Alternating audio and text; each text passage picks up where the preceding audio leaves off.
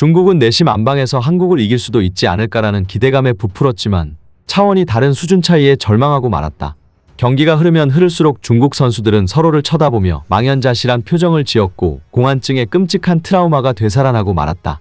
대한민국 축구대표팀이 2026년 월드컵 2차 예선이라는 중대한 경기에서 중국을 상대로 기분 좋은 승리를 했습니다. 당초 중국은 피파 랭킹 79위로 모든 전문가들이 한국의 상대가 안 될 것이라고 내다봤는데요.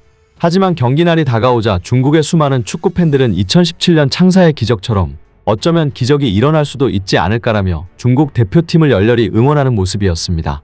그러나 중국을 그냥 이기는 게 아니라 압도적으로 이기겠다는 결의대로 한국은 맹공을 예고했는데요. 경기 전 손흥민은 선수단을 모아놓고 어떻게 보면 올해 마지막 대표팀 경기 모든 것을 쏟아붓자. 내일 중국 경기장에 관중이 꽉 찬다는데 우리가 어떤 축구를 하고자 하는지 보여줘서 아예 숨도 못 쉬게 만들어주자고 말했습니다. 이날 중국 관중은 애국가가 나올 때 야유를 하는 정말이지 경악스러운 비매너를 보였는데요. 국가대항전에서 국가를 재창하는데 야유를 하는 것은 어디서도 볼 수 없는 유사국가 수준의 비매너 짓이었습니다. 하지만 경기 시작 10분도 안 돼 중국 관중들은 참교육을 당했습니다. 잔뜩 내려앉은 중국이었지만 한국의 파상 공세의 기세가 꺾어버렸고 혼전 상황에서 어이없는 파울을 범하며 PK를 내준 상황. 손흥민이 깔끔하게 PK를 성공시켰습니다.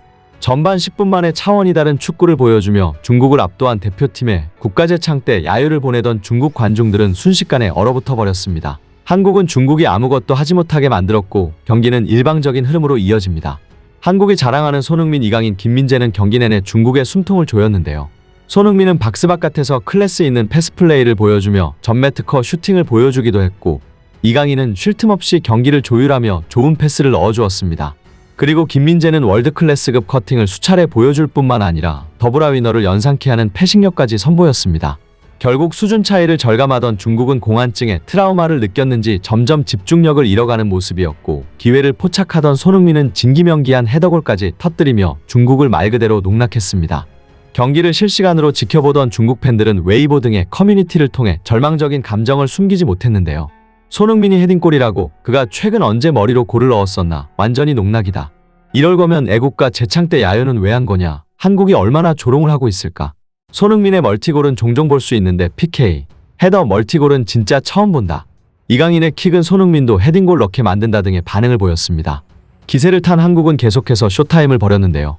손흥민은 중국의 4만 관중 앞에서 진기명기한 라보나 패스를 하기도 했고 아쉽게 막혔지만 이강인은 골키퍼까지 제치며 슈팅하는 모습을 보여주기까지 했습니다.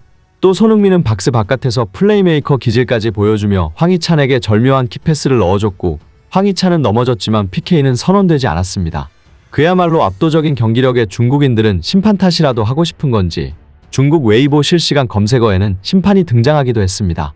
하지만 전 세계가 중국이 정당한 실력 차이로 농락당하는 것을 지켜봤으며 경기 후 외신에서도 중국을 농락한 한국 선수들의 클래스를 극찬하고 있는데요. 차원이 다른 수준을 실감했는지 절망적인 표정을 짓는 중국 선수들이 인상적이었다. 그들은 한국 선수들의 플레이를 그저 바라볼 수밖에 없었다. 중국은 과거 한국을 라이벌이라고 칭했는데 라이벌이라고 하기에는 너무나 민망한 실력 차였다. 중국 선수들은 경기를 하면서 스스로조차도 유수의 클럽에서 뛰고 있는 김민재, 이강인, 손흥민을 동경했을 것이다. 경기 전까지만 해도 중국은 야유를 보내며 자신만만한 모습을 보였지만 바이에른 뮌헨과 파리 생제르맹에서 뛰고 있는 이강인의 움직임은 4만 관중을 경악하게 만들었으며 그들이 왜 아시아뿐만 아니라 유럽에서도 폭발적인 주목을 받고 있는지 경기장 위에서 증명하였다. 또한 중국 사커 차이나 등 매체에서는 공안증이 되살아났다. 이날 중국 선수들이 한국 축구에 대해 느끼는 두려움은 병적이라고 할 만큼 강했다. 몇 년이 지나야 한국 축구에 대해 느끼는 두려움이 사라질 수 있을까? 중국은 대한민국의 라이벌 일본이나 그 밖에 몇 팀한테는 이긴 적이 몇 번 있었음에도 한국에게는 유난히 약한 모습을 보이고 있다라고 평가했습니다. 영국 언론 가디언도 이 경기에 관심을 나타냈습니다. 가디언은 한국과 중국의 매치업은 아시아 최대의 라이벌전 중 하나다. 역사적으로 일방적인 전적이 더욱 흥미를 유발한다. 중국은 월드컵 본선에 오른 적이 2002년 단 한 차례다. 3경기 모두 득점 없이 패배했다. 한국은 11회 연속 출전을 노린다. 이는 브라질, 아르헨티나, 독일, 스페인만 해냈던 업적이다라고 설명했습니다. 공안증에 대해서도 언급했습니다. 가디언은 두 팀은 36번 만났다. 중국은 단 2번 승리했다. 중국 언론은 공안증이라는 용어를 만들어냈다. 서울에서는 이 용어를 신나게 즐겨 반복했다라고 밝혔습니다. 소림축구엔 공안증이 특효약이었고 대표팀은 5연승 페달을 밟았는데요. 아시안컵에서도 이 기세를 이어갈 수 있기를 바랍니다. 끝까지 시청해주셔서 감사합니다.